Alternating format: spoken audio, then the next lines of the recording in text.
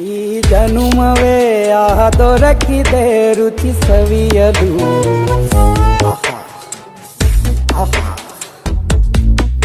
ಈ ಜಗವಿದೆ ನವರಸಗಳ ಉಣಬಡಿಸಲು.